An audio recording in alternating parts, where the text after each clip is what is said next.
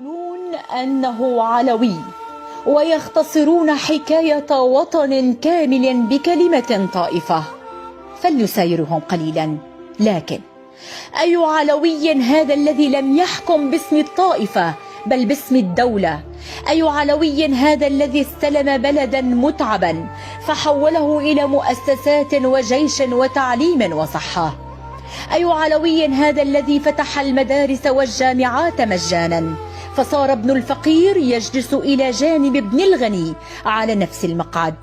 أي علوي هذا الذي جعل المستشفى بابا مفتوحا للجميع لا يسأل فيه المريض من أنت بل ماذا يؤلمك؟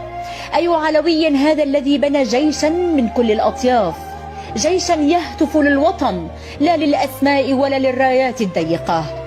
أي علوي هذا الذي مد الطرق وبنى السدود وجعل الدولة تصل إلى أبعد قرية؟ أي علوي هذا الذي وقف في وجه الضغوط ولم يسمح لأحد أن يمس سيادة بلده؟ أي علوي هذا الذي جعل الناس تنام مطمئنة لأن هناك دولة تحميهم؟ سلام لروحك أيها القائد الخالد حافظ الأسد.